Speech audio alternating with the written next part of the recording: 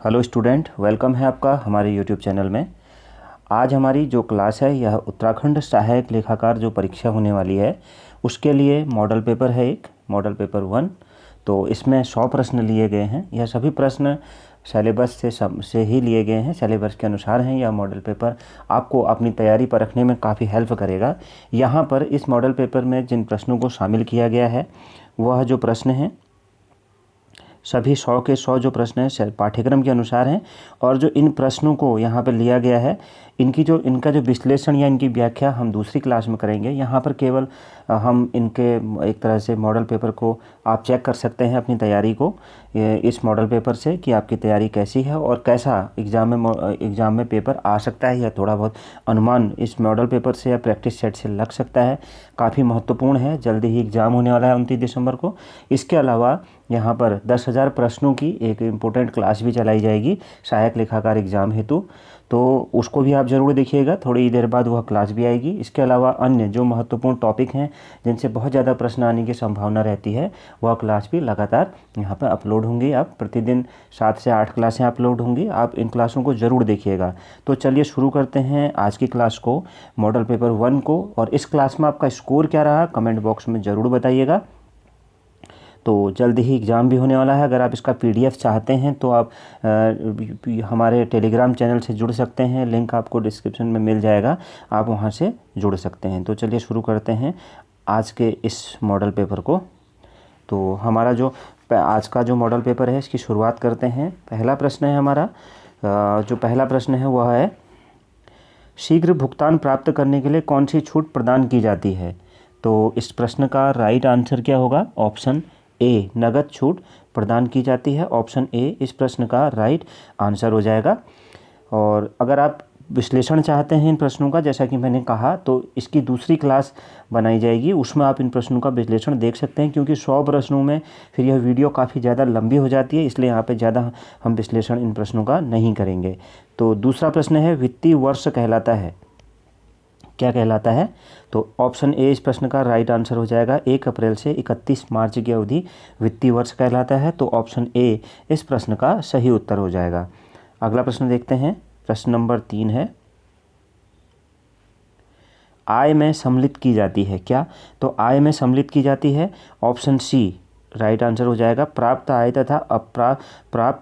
तथा प्राप्य आय यह दोनों ही सम्मिलित किए जाते हैं आय में। तो ऑप्शन सी इस प्रश्न का राइट आंसर हो जाएगा, ऑप्शन सी।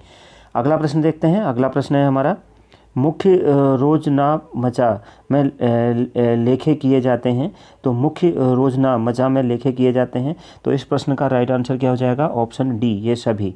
त्रुटि सुधार के लेखे, प्रारंभिक प्रविष्टि, अंतिम प्रविष्टि। तो ऑप्शन डी इस प्रश्न का राइट आंसर हो जाएगा। मुख्य रोजनामचा में यह सभी ही लेखे किए जाते हैं।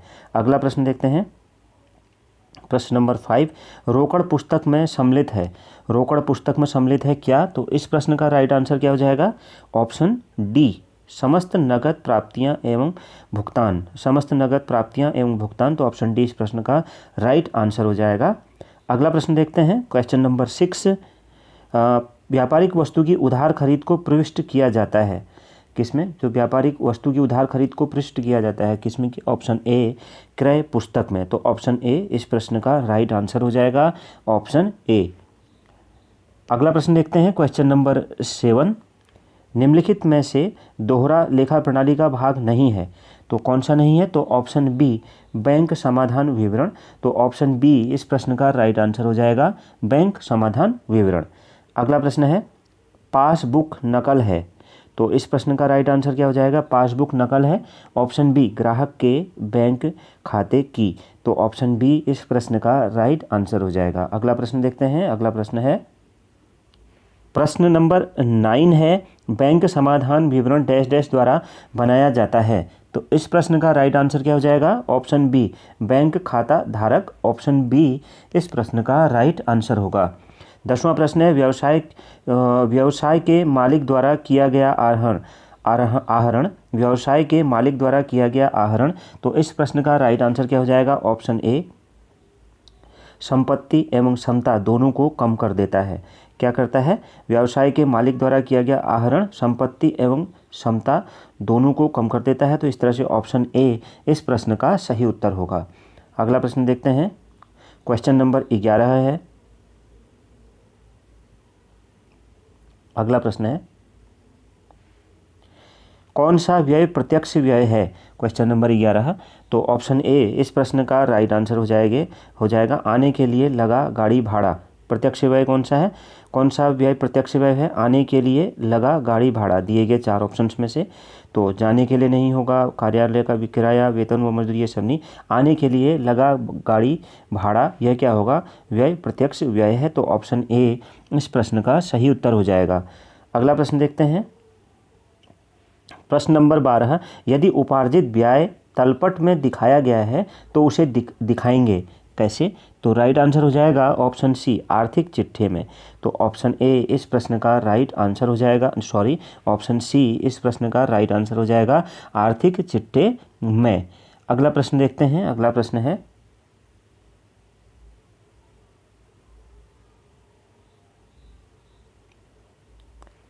प्रश्न नंबर 13। इनमें से किसका ब्यौरा जीएसटी पंजीयन प्रक्रिया में पंजीयन आवेदन भरना आवश्यक है? तो इस प्रश्न का राइट आंसर क्या हो जाएगा, इनमें से किसका ब्यौरा जीएसटी पंजीयन प्रक्रिया में पंजीयन आवेदन भरना आवश्यक है? तो इस प्रश्न का राइट आंसर क्या हो जाएगा, ऑप्शन डी, ये सभी। व्यवसाय, पार्टनर, प्रधान व्यवसाय स्थल, तो ये सभी सही हैं। तो ऑप्शन डी इस प्रश्न का राइट आंसर हो जाएगा।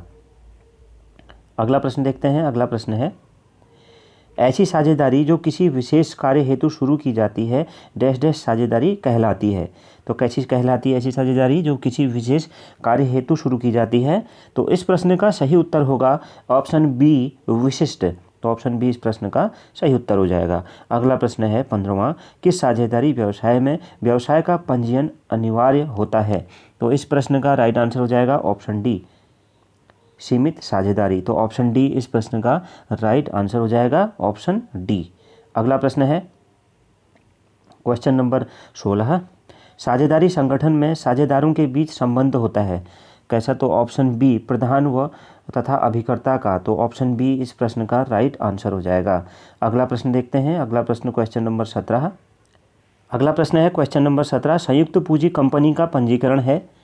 तो इस प्रश्न का राइट आंसर क्या हो जाएगा 17वें का, ऑप्शन ए, अनिवार्य। तो ऑप्शन ए इस प्रश्न का राइट आंसर होगा, संयुक्त पूंजी कंपनी का पंजीकरण है अनिवार्य। ऑप्शन ए राइट आंसर होगा। अगला प्रश्न है क्वेश्चन नंबर 18, किराया क्रय मूल्य ₹5,000 से अधिक लेकिन 15,000 से कम होने पर वैधानिक अनुपात होगा क्या? तो इस प्रश्न का राइट आंसर हो जाएगा ऑप्शन ए, 3/4। ऑप्शन ए इस प्रश्न का राइट आंसर होगा। अगला प्रश्न है क्वेश्चन नंबर 19, किस्तों के प्रारंभ में बकाया मूल्य। किस्तों के प्रारंभ में बकाया मूल्य, तो राइट आंसर क्या हो जाएगा, ऑप्शन बी, बकाया क्रय। ये हो जाएगा बकाया किराया क्रय मूल्य माइनस किस्तों की राशि ब्याज सहित। तो इस प्रश्न का राइट आंसर इस प्रकार क्या हो जाएगा, किस्तों के प्रारंभ में बकाया मूल्य, बकाया किराया क्रय मूल्य माइनस किस्तों की राशि ब्याज सहित। तो ऑप्शन बी इस प्रश्न का राइट आंसर होगा। अगला प्रश्न देखते हैं क्वेश्चन नंबर 20, संपूर्ण माल जब्त होने पर प्रविष्टि की जाती है। तो इस प्रश्न का राइट आंसर क्या हो जाएगा, ऑप्शन ए इसका राइट आंसर हो जाएगा। तो यहाँ पर हो जाएगा हायर वेंडर अकाउंट्स और टू असिस्टेड अकाउंट। तो इस प्रश्न का राइट आंसर क्या हो जाएगा, ऑप्शन ए इस प्रश्न का राइट आंसर होगा। तो ऑप्शन ए यहाँ पर राइट आंसर हो जाएगा क्या, तो option A hire vendor account to assist account, और यहाँ पर इस तरह से ऑप्शन ए इस प्रश्न का राइट आंसर होगा। अगला प्रश्न देखते हैं क्वेश्चन नंबर 21, अंशों के अपहरण के समय अंश पूंजी खाते को डेबिट किया जाता है। तो इस प्रश्न का राइट आंसर क्या हो जाएगा, ऑप्शन बी, मांगी गई राशि से। तो ऑप्शन बी राइट आंसर होगा। क्वेश्चन नंबर 22, स्थिति विवरण में अंश हरण खाते के शेष को डैश डैश डैश शीर्षक के अंतर्गत दिखाया जाता है। तो राइट आंसर क्या हो जाएगा इस प्रश्न का, ऑप्शन ए अंश पूंजी खाता। ऑप्शन ए इस प्रश्न का सही उत्तर होगा। अगला प्रश्न है क्वेश्चन नंबर 23, अंशों का हरण करने से पूर्व अंशधारियों को डैश डैश डैश नोटिस दिया जाना आवश्यक होता है। तो इस प्रश्न का सही उत्तर क्या हो जाएगा? ऑप्शन बी 14 दिन का। क्या? अंशों को हरण करने से पूर्व अंशधारियों को 14 दिन का नोटिस दिया जाना आवश्यक होता है। तो इस प्रश्न से ऑप्शन बी राइट आंसर होगा। 24वां प्रश्न है, अंश हरण खाते का शेष कंपनी के आर्थिक चिट्ठे के किस शीर्षक के अंतर्गत दर्शाया जाता है? तो इस प्रश्न का राइट आंसर क्या हो जाएगा? ऑप्शन सी अन्य चालू दायित्व। ऑप्शन ए इस प्रश्न का राइट आंसर क्या होगा? ऑप्शन सी अंश पूंजी। तो ऑप्शन सी इस प्रश्न का सही उत्तर हो जाएगा, अंश पूंजी। अंश हरण खाते का शेष कंपनी के आर्थिक चिट्ठे के किस शीर्षक के अंतर्गत दर्शाया जाता है? ऑप्शन सी अंश पूंजी। अगला प्रश्न है क्वेश्चन नंबर 25, जब अंशों का हरण किया जाता है तो पूंजी खाते को डैश डैश डैश से डेबिट किया जाता है। तो इस प्रश्न का राइट आंसर क्या हो जाएगा 25 में? तो इसका राइट आंसर हो जाएगा ऑप्शन ए अंशों पर प्रदत्त राशि। तो डैश डैश डैश की जगह पर क्या आ जाएगा? जब अंशों का हरण किया जाता है तो पूंजी खाते को अंशों द्वारा प्रदत्त राशि से डेबिट किया जाता है। तो ऑप्शन ए राइट आंसर होगा। अगला प्रश्न है, अपहरित अंशों के निर्गमन के बाद अपहरित अंश खाते के शेष को अंतरित किया जाता है। तो इस प्रश्न का राइट आंसर क्या हो जाएगा? ऑप्शन सी पूंजी संचय खाते में। ऑप्शन सी इस प्रश्न का राइट आंसर हो जाएगा।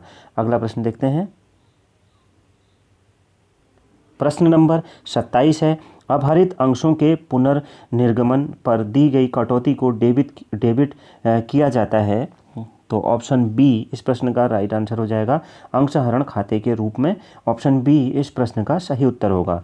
28वां प्रश्न है, अंश हरण पर अंशों पर प्राप्त पूंजी से क्रेडिट किया जाएगा। तो इस प्रश्न का राइट आंसर क्या हो जाएगा?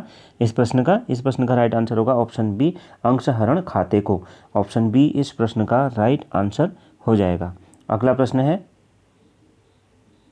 क्वेश्चन नंबर 29, अंशों को पुनर्निर्गमित किया जा सकता है। तो इस प्रश्न का राइट आंसर क्या हो जाएगा? ऑप्शन डी ये सभी, सम मूल्य पर, बट्टे पर और प्रीमियम पर। तो ऑप्शन डी इस प्रश्न का राइट आंसर हो जाएगा। क्या? ये सभी इसके राइट आंसर हो जाएंगे। अगला प्रश्न है, नकदी प्रवाह विवरण के संदर्भ में निम्न में से कौन सा वित्तीय गतिविधियों का एक उदाहरण नहीं है? तो इस प्रश्न का सही उत्तर क्या होगा? ऑप्शन डी स्थिर परिसंपत्तियों का विक्रय। तो ऑप्शन डी इस प्रश्न का राइट आंसर हो जाएगा, स्थिर परिसंपत्तियों का विक्रय। तो ऑप्शन 30वें प्रश्न का राइट आंसर होगा ऑप्शन डी। अगला प्रश्न है क्वेश्चन नंबर 31, ख्याति ज्ञात करने की भारित औसत पद्धति का प्रयोग किया जाता है जब? तो इस प्रश्न का सही उत्तर क्या होगा? जब ऑप्शन बी लाभ बढ़ती प्रवृत्ति दिखाते हैं। जब लाभ क्या दिखाते हैं? बढ़ती प्रवृत्ति दिखाते हैं। तो ऑप्शन बी इस प्रश्न का राइट आंसर हो जाएगा। 32वां प्रश्न है, पूंजीकरण विधि में ख्याति ज्ञात करने का फार्मूला है। तो क्या है? ऑप्शन सी अधिलाभ को लाभ दर से भाग। तो ऑप्शन सी इस प्रश्न का सही उत्तर होगा। अगला प्रश्न है क्वेश्चन नंबर 33, लेखा मानकों के अनुसार ख्याति को अधिकतम कितने वर्षों में अपलिखित किया जाना चाहिए? तो इस प्रश्न का सही उत्तर क्या होगा? ऑप्शन ए 5 वर्षों में। ऑप्शन ए इस प्रश्न का सही उत्तर हो जाएगा। अगला प्रश्न है, ख्याति को प्रभावित करने वाले घटक हैं क्या? तो ऑप्शन डी ये सभी। ख्याति को प्रभावित करने वाले घटक कौन कौन से हैं? ये सभी हैं। कौन कौन से? व्यवसाय की प्रकृति, सरकारी नीतियाँ, विज्ञापन। तो ऑप्शन डी इस प्रश्न का राइट आंसर होगा। अगला प्रश्न है क्वेश्चन नंबर 35, औसत लाभ ज्ञात करते समय भावी आय की संभावना को औसत लाभों में क्या? इस प्रश्न का सही उत्तर होगा ऑप्शन बी जोड़ देना चाहिए। तो ऑप्शन बी राइट आंसर होगा। अगला प्रश्न है, औसत लाभ ज्ञात करते समय भावी व्यय की संभावना को औसत लाभों में क्या? तो इस प्रश्न का सही उत्तर क्या हो जाएगा? ऑप्शन सी घटाना चाहिए। ऑप्शन सी राइट आंसर होगा। अगला प्रश्न है क्वेश्चन नंबर 37, अधिलाभ है क्या? तो अधिलाभ क्या है? तो राइट आंसर हो जाएगा ऑप्शन ए वास्तविक लाभों का सामान्य लाभ पर आधिक्य। ऑप्शन ए इस प्रश्न का सही उत्तर होगा। अगला प्रश्न है क्वेश्चन नंबर 38, भारतीय के आंतरिक स्रोतों में निम्नलिखित में से कौन सी कमी या दोष नहीं है? तो इस प्रश्न का राइट आंसर हो जाएगा पदोन्नति नहीं होता है। तो ऑप्शन सी इस प्रश्न का राइट आंसर होगा। अगला प्रश्न देखते हैं। अगला प्रश्न है अगला प्रश्न है क्वेश्चन नंबर 39। सामान्यतः किस प्रकार की कंपनियों के अंशों के मूल्यांकन की आवश्यकता होती है? तो किस प्रकार की कंपनियों के अंशों के मूल्यांकन की आवश्यकता होती है? तो ऑप्शन ए सार्वजनिक company, option A right answer हो जाएगा। अगला प्रश्न है अंशों के मूल्यांकन की आवश्यकता होती है। 40वां प्रश्न है ऑप्शन डी उपरोक्त सभी इसमें सही होंगे। जब एक श्रेणी के अंशों का परिवर्तन दूसरी श्रेणी के अंशों में किया जा रहा हो, जब अंशधारी अपने अंशों की जमानत पर ऋण लेना चाहता हो, ऑप्शन सी कंपनियों का एकीकरण हो रहा हो। तो यह तीनों ही सही हैं। तो इस प्रकार इस प्रश्न का सही उत्तर ऑप्शन डी होगा। अगला प्रश्न है क्वेश्चन नंबर 41। क्वेश्चन नंबर 41 है विषम नगद प्रवाह को किसके द्वारा तुलनीय बनाया जा सकता है? क्वेश्चन नंबर 41 है। तो ऑप्शन डी इस प्रश्न का राइट आंसर हो जाएगा। इनमें से कोई नहीं, ऑप्शन डी इस प्रश्न का राइट आंसर होगा। अगला प्रश्न है वह दर जिस पर वर्तमान और भविष्य के नगद प्रवाह को बंद किया जाता है को कहा जाता है क्या? तो इस प्रश्न का सही उत्तर क्या होगा? ऑप्शन बी बट्टा दर, ऑप्शन बी इस प्रश्न का राइट आंसर हो जाएगा। अगला प्रश्न देखते हैं क्वेश्चन नंबर 43। यदि ब्याज की नामांकित दर 10% वार्षिक तथा तिमाही चक्रवृद्धि है तो प्रभावी ब्याज दर होगी। तो इस प्रश्न का राइट आंसर क्या हो जाएगा? ऑप्शन डी 10.38% वार्षिक। तो ऑप्शन डी इस प्रश्न का सही उत्तर होगा। अगला प्रश्न है व्यावसायिक वित्त है वित्त का क्या? 44वां प्रश्न है। तो ऑप्शन डी ये सभी नियोजन, आयोजन, प्रबंधन। तो ऑप्शन डी इस प्रश्न का राइट आंसर हो जाएगा। अगला प्रश्न देखते हैं। अगला प्रश्न है क्वेश्चन नंबर 45। टीबीएम का पूर्ण रूप है क्या? तो टीबीएम का पूर्ण रूप क्या है? ऑप्शन सी मुद्रा का समय मूल्य, ऑप्शन सी इस प्रश्न का राइट आंसर होगा। अगला प्रश्न है पूंजी संरचना प्लस चालू दायित्व का दायित्व बराबर होता है क्या? पूंजी संरचना प्लस चालू दायित्व बराबर होता है। तो इस प्रश्न का राइट आंसर हो जाएगा ऑप्शन सी वित्तीय संरचना, ऑप्शन सी इस प्रश्न का राइट आंसर होगा।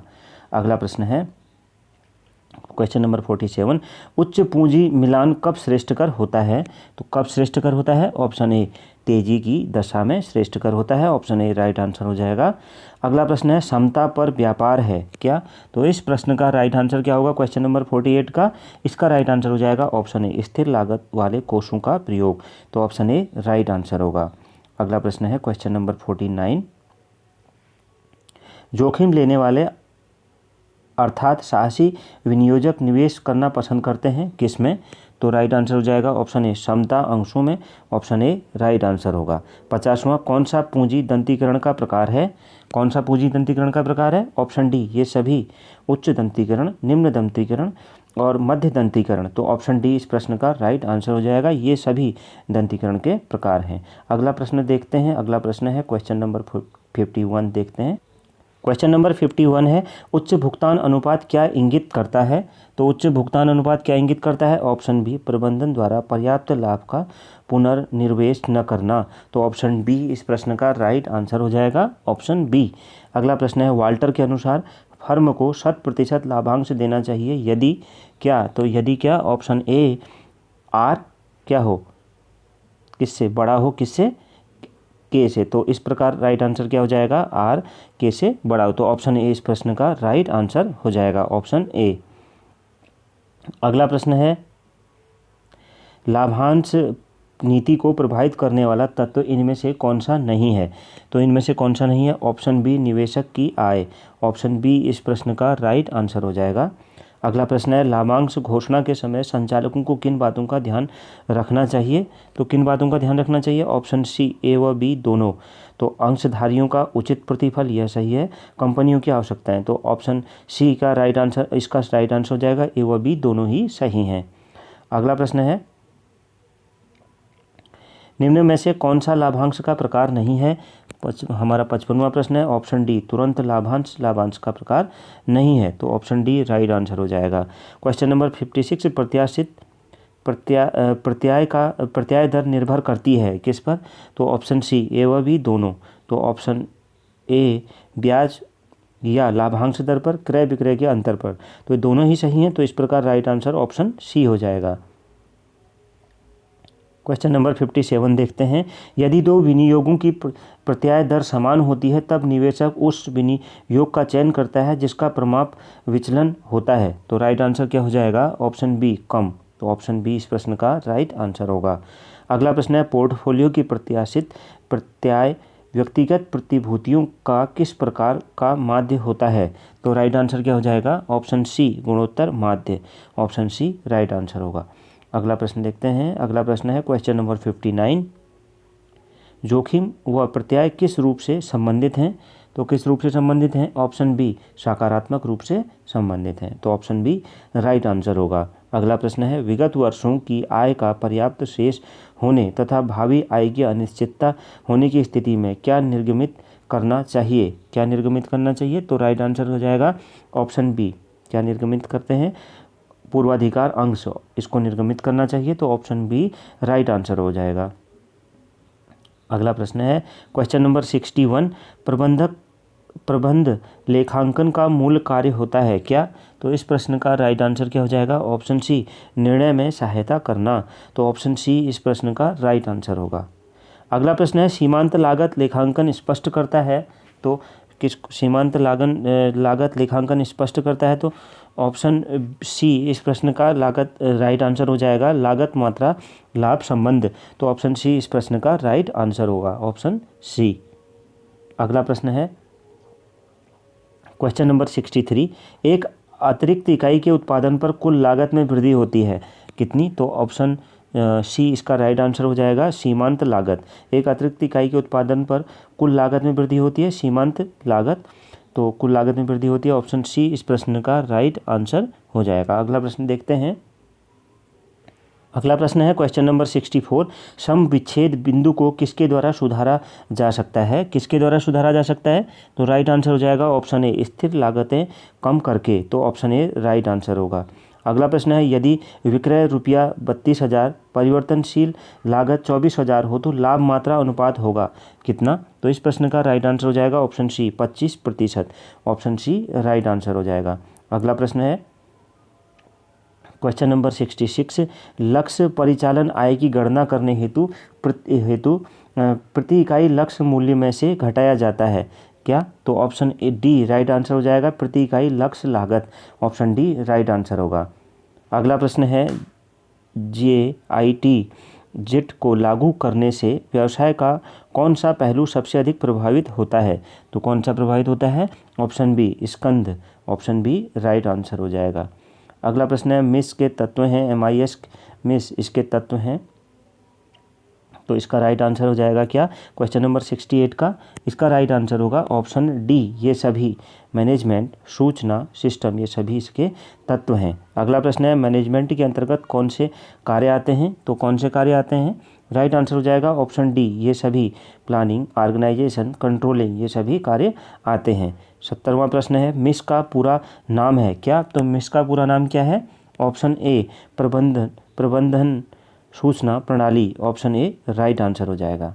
अगला प्रश्न देखते हैं क्वेश्चन नंबर 71, कंपनी अधिनियम 2013 की धारा 138 किससे संबंधित है?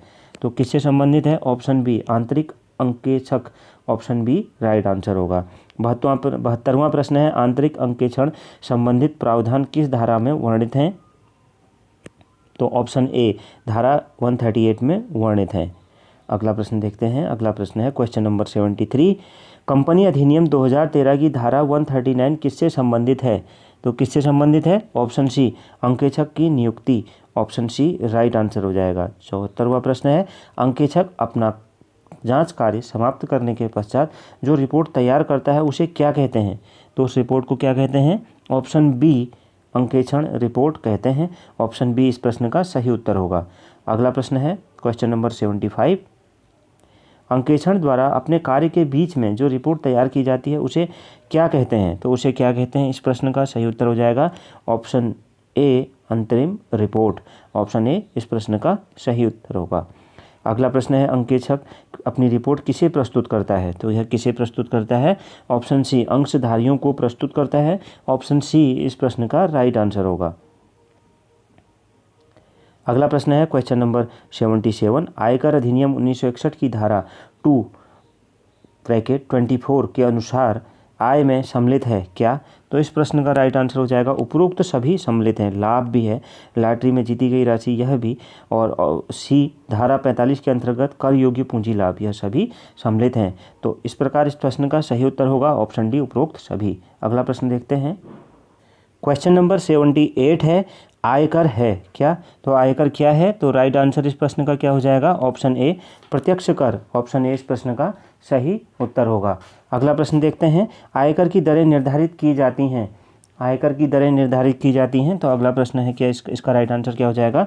ऑप्शन डी वित्त अधिनियम के द्वारा। ऑप्शन डी इस प्रश्न का राइट आंसर हो जाएगा। आयकर की दरें निर्धारित की जाती हैं वित्त अधिनियम के द्वारा। अगला प्रश्न है क्वेश्चन नंबर 80। धारा 15 किससे संबंधित है? 80 जो हमारा प्रश्न है इसका राइट आंसर हो जाएगा किससे है?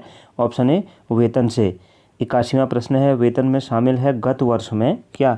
तो राइट आंसर क्या हो जाएगा? ऑप्शन डी ये सभी प्राप्य वेतन, अग्रिम वेतन, पुराने बकाया वेतन की प्राप्ति, ये सभी इसमें शामिल हैं। अगला प्रश्न है, वेतन में सम्मिलित किया जाता है क्या? तो वेतन में क्या सम्मिलित किया जाता है?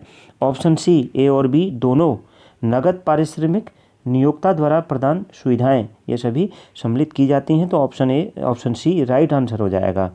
अगला प्रश्न है क्वेश्चन नंबर 83। आयकर अधिनियम के अनुसार निम्न में से व्यक्ति की परिभाषा में सम्मिलित है। ऑप्शन डी ये सभी, स्त्री, पागल, अवयस्क बच्चा, क्या व्यक्ति की परिभाषा में ये सभी सम्मिलित हैं? ऑप्शन डी राइट आंसर हो जाएगा। अगला प्रश्न है, श्याम एक हिंदू अविभाजित परिवार का सदस्य है, उसकी व्यक्तिगत आय पर कर का निर्धारण होगा कैसे? तो ऑप्शन ए व्यक्ति के रूप में निर्धारण होगा। तो ऑप्शन ए इस प्रश्न का राइट आंसर हो जाएगा। श्याम एक हिंदू अविभाजित परिवार का सदस्य है, तो उसकी व्यक्तिगत आय पर कर का निर्धारण कैसे होगा? व्यक्ति के रूप में होगा। तो ऑप्शन ए राइट आंसर होगा। अगला प्रश्न है क्वेश्चन नंबर 85। रोकड़ प्रवाह विवरण के संदर्भ में निम्नलिखित में से कौन सा निवेश क्रियाकलाप नहीं है? तो राइट आंसर क्या हो जाएगा इसका? ऑप्शन डी ऋणों का भुगतान। ऑप्शन डी इस प्रश्न का इसका राइट आंसर क्या हो जाएगा? मतलब यहाँ पर क्रियाकलाप नहीं है यह हमें बताना है, तो ऑप्शन डी इसका राइट आंसर होगा। 2 और 4 कौन सा क्रियाकलाप नहीं है? पूछा गया है रोकड़ प्रवाह के संदर्भ में निम्नलिखित में से कौन सा निवेश क्रियाकलाप नहीं है? कौन सा नहीं है? विक्रय व्ययों का भुगतान यह नहीं है, दूसरा ऋणों का भुगतान यह नहीं है। तो ऑप्शन डी इस प्रश्न का राइट आंसर हो जाएगा। और विनियोग का क्रय और ख्याति का क्रय यह है। तो इस तरह से इस प्रश्न का राइट आंसर क्या हो जाएगा? 2 और 4 नहीं है। अगला प्रश्न देखते हैं क्वेश्चन नंबर 86। एक कंपनी के वित्तीय विवरणों में निम्नलिखित सूचना उपलब्ध है क्या? निवल लाभ इतना 20,000, प्रारंभिक स्टॉक 20,000, अंतिम स्टॉक 24,000, प्रारंभिक देनदार 40,000 और अंतिम देनदार 50,000। कंपनी के प्रचालन से रोकड़ कितना है? तो कंपनी के प्रचालन से रोकड़ कितना है या कैलकुलेशन करके निकलेगा। मैंने आपको पहले भी बताया कि अगर आप इसके डिटेल एनालिसिस विश्लेषण देखेंगे, हम इसकी जो दूसरी क्लास होगी उसमें हम इन सभी प्रश्नों का विश्लेषण देखेंगे। तो यहाँ पर इस प्रश्न का राइट आंसर क्या हो जाएगा? Option D 6,000। अगर आप इसको कैलकुलेट करेंगे तो आपका 6,000 आंसर निकलेगा। तो ऑप्शन डी इस प्रश्न का राइट आंसर होगा। अगला प्रश्न है क्वेश्चन नंबर 87। निम्नलिखित में से कौन सा एक रोकड़ प्रवाह विवरण द्वारा विवरण में अथवा उसकी अलग अनुसूची में नहीं दिखाया जाता है? तो राइट आंसर क्या हो जाएगा? ऑप्शन डी इसका राइट आंसर होगा। अंतिम प्रतिधारित उपार्जनों का प्रचालनों से हुए निवल रोकड़ प्रवाहों के साथ समाधान। तो ऑप्शन डी इस प्रश्न का राइट आंसर हो जाएगा। Option D. अगला प्रश्न देखते हैं क्वेश्चन नंबर 88 है, रोकड़ प्रवाह विवरण में वित्तीय क्रियाओं का उदाहरण है क्या? तो इस प्रकार इस प्रश्न का राइट आंसर क्या हो जाएगा? ऑप्शन सी अंशों का निर्गमन। ऑप्शन सी इस प्रश्न का राइट आंसर होगा। अगला प्रश्न है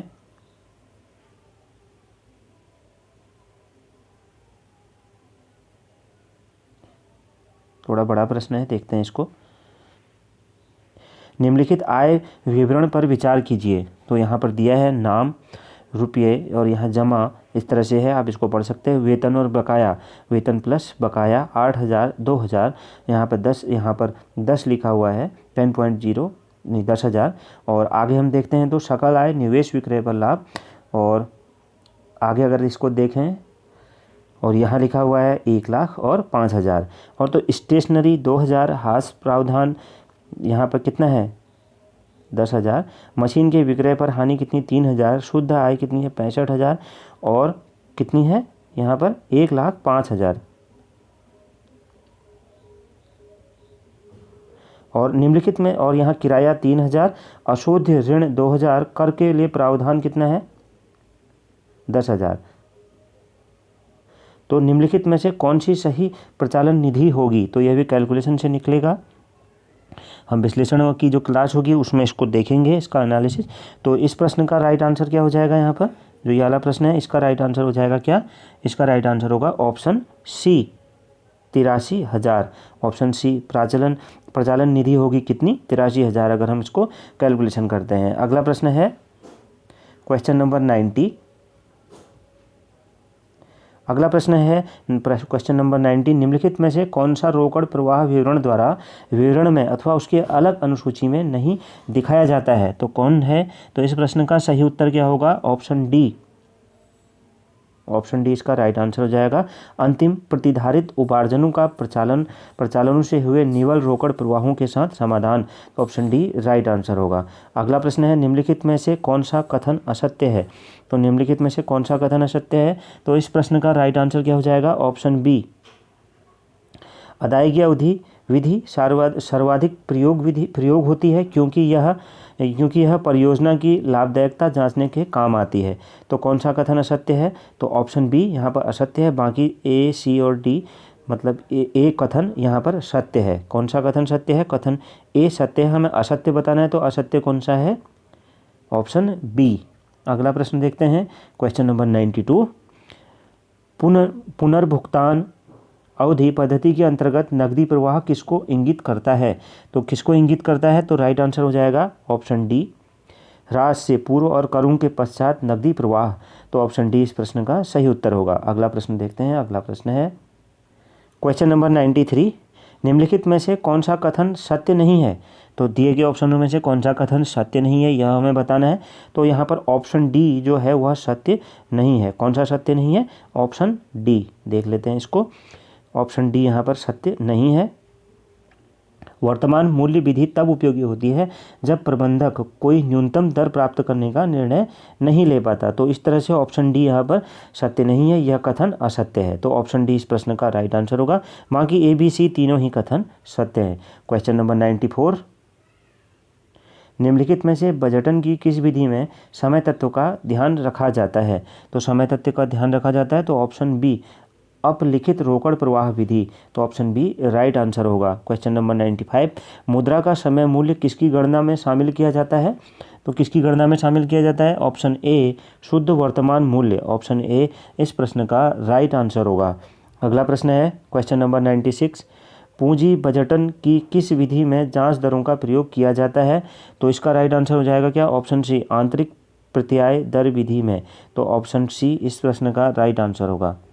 अगला प्रश्न है पूंजी बजटन के संदर्भ में निम्नलिखित में से कौन सा सही नहीं है, तो कौन सा सही नहीं है, ऑप्शन सी किसी परियोजना में वर्तमान निवेश को डूबी हुई लागत नहीं माना जाएगा। यह कौन सा सही नहीं है, ऑप्शन सी यहाँ पर सही नहीं है। किसी परियोजना में वर्तमान निवेश को डूबी हुई लागत नहीं माना जाएगा, यह सही नहीं है। तो ऑप्शन सी इस प्रश्न का राइट आंसर क्या होगा, ऑप्शन सी।